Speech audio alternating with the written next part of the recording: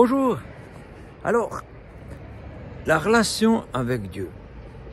Alors, premièrement, on peut tous l'avoir.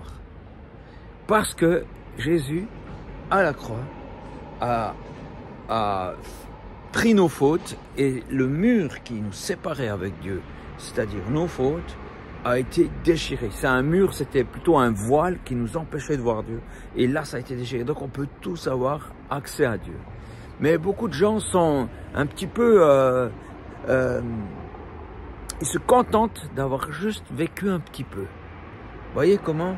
Ils pensent que croire en Dieu, c'est dire « Ah, je décide de penser que Dieu existe et donc ça veut dire que je crois en Dieu. » C'est qu'une partie de la vérité.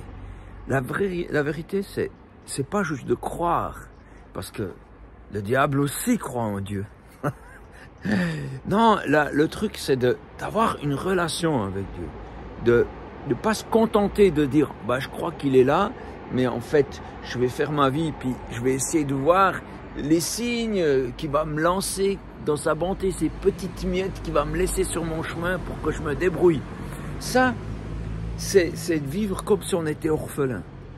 Tu vois, alors qu'en fait, Dieu est un Père qui nous aime vraiment, qui veut nous suivre, qui veut nous prendre la main, puis qui veut cheminer avec nous.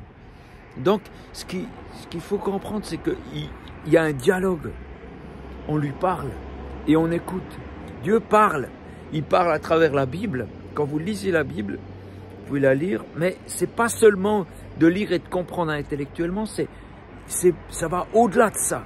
Quand vous lisez la Bible et puis que tout à coup, vous sentez que ce passage-là, c'est plus que simplement le passage qui est écrit. Ça vous concerne. C'est important de ne pas commencer à faire des trucs. Ouais, je vais ouvrir la Bible au hasard et Dieu me parlera. Ça, c'est pas très bon. Mais par contre, Dieu, il est assez puissant pour que lorsque tu lises la Bible, eh ben, même que c'est contextuel, même que ça marche bien, ben, ça te parlera. Ça peut arriver, ça m'est déjà arrivé plusieurs fois, que tout à coup, le texte que je suis en train de lire, il devient écrit en gros, alors qu'il n'est pas écrit en gros. Et je sais que c'est Dieu qui me parle. Il faut ouvrir ses oreilles intérieures, parce qu'on est dans une oreille, ouais, la majorité des gens ont une oreille de boucher, c'est-à-dire pas le gars qui fait de la charcuterie, hein, mais une oreille qui n'entend pas bien. On doit apprendre à entendre, apprendre à voir. On est dans un monde qui ne voit pas bien, qui est aveugle, qui discerne vaguement les choses. On doit apprendre à voir, croire. Et c'est une de nos prières. Seigneur, que mes oreilles entendent, que mes yeux voient. Si tu dis, non, mais je vois, alors c'est que tu ne vois pas. Parce qu'en réalité, on doit discerner les choses de Dieu. Et Dieu est très présent dans plein de choses. Et c'est important de prendre le temps d'écouter. Donc voilà, ça c'est une chose. Alors qui a accès? Ben, tout le monde.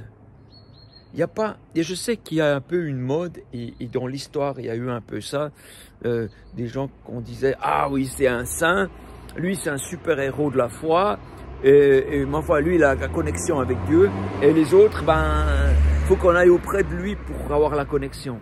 Ça se passait dans l'Ancien Testament. Mais depuis que Jésus est venu, l'accès est ouvert à tous. Et vous vous dites peut-être, mais moi je ne suis pas grand-chose, moi je ne suis pas assez ci, pas assez ça. Mais tu es de toute façon un enfant de Dieu. Et donc tu as accès à l'écoute de Dieu. Tu as accès à la présence de Dieu. Ouais, et je trouve que c'est incroyable. Lorsqu'on écoute Dieu, il y a différents moyens d'écouter. C'est-à-dire, Dieu ne parle pas que d'une manière. Donc il y a la Bible, comme je vous ai dit, mais il y a aussi des fois des pensées. Il pense en nous. Alors un truc que j'ai découvert, mais je ne suis pas le seul, hein, c'est que souvent, la première pensée qui vient, c'est la sienne. Et la deuxième, c'est le doute. En tout cas, chez moi, j'ai déjà remarqué ça souvent.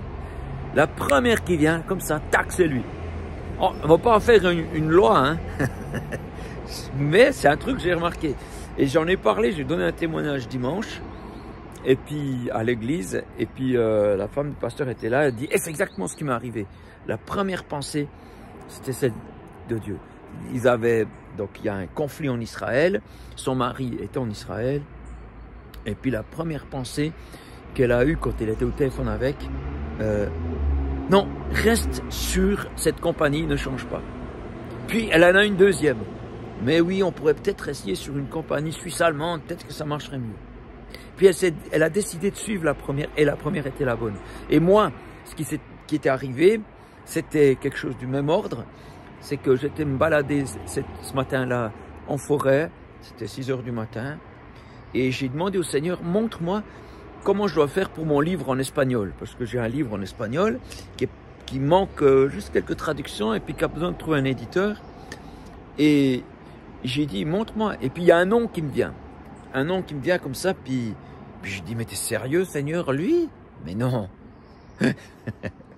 Mais, Seigneur, franchement, mais c'est pas une bonne idée. Et puis après, j'ai cherché une deuxième idée. J'ai dit, oh, mais là, je connais un couple espagnol, ça serait top.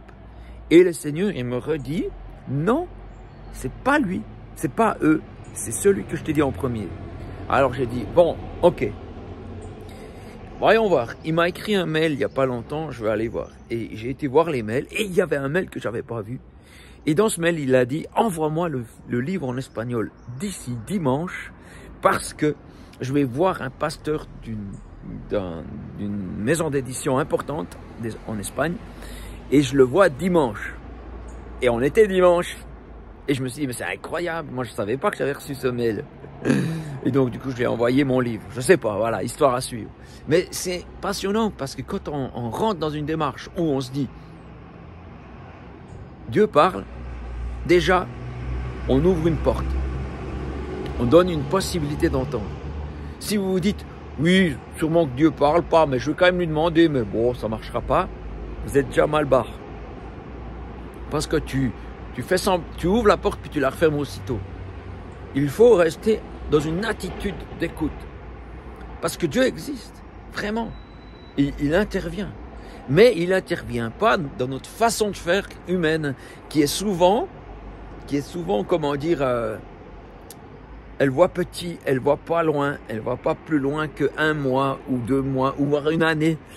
Alors que Dieu, il voit toute notre vie, il voit plein de choses. Alors voilà, c'est un bel apprentissage. Et puis, c'est aussi un lâcher-prise. C'est un lâcher-prise de faire confiance. De se dire, ok. Et puis, on apprend. C'est comme ça. C'est comme un papa qui apprend à son enfant à marcher. Eh ben, on tient la main, il nous lâche, on tombe, il nous rattrape. Et puis voilà, et puis petit à petit, on apprend. C'est une réalité, et moi je le vois, ces derniers jours, j'ai vu vraiment la main de Dieu. Il m'a donné des noms, des pensées. J'ai contacté ces personnes et il s'est passé quelque chose. J'ai notamment trouvé un autre éditeur, j'ai trouvé, bref, des choses qui sont très difficiles à obtenir par soi-même. Donc, il est possible d'être chrétien et de vivre sans Dieu, ce qui est terrible. C'est terrible. Vivre sans Dieu alors qu'on est chrétien. C'est-à-dire, Dieu est là, mais on fait comme si il était pas, puis on fait nous-mêmes nos choix, on fait nous-mêmes en lisant des bouquins, en essayant de demander des avis à gauche, à droite. Il faut vraiment cesser ça. Il faut écouter Dieu, parce que Dieu répond. Vraiment, Dieu répond.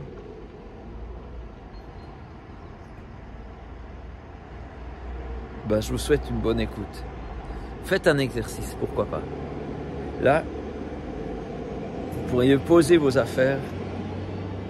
Et puis chacun, ben, je ne sais pas où vous êtes, mais peut-être sortir un peu en forêt, sortir dans un endroit tranquille, même s'il y a peut-être dans les villes, il y a des endroits verts comme ça. Et puis vous mettez un moment avec Dieu, puis vous écoutez. Vous prenez une feuille, vous notez tout ce qui vient, même les trucs qui semblent fous. Et vous ne censurez pas, vous laissez tout ça. Puis c'est un exercice. Pendant une semaine, j'ai fait ça. J'ai fait cet exercice. Je parle à Dieu, puis le reste du temps, j'écoute. Et je notais tout. Et je faisais tous les jours un peu plus. Une fois, c'était pendant 10 minutes, puis après pendant 20 minutes, après 1 heure, comme ça. Alors, c'est pas toujours concluant, mais au moins, on met en marche ce moyen d'écoute.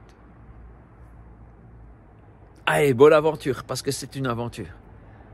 Ça vaut vraiment la peine de vivre avec Dieu et pas de vivre en croyant en Dieu seulement, mais de vivre avec lui.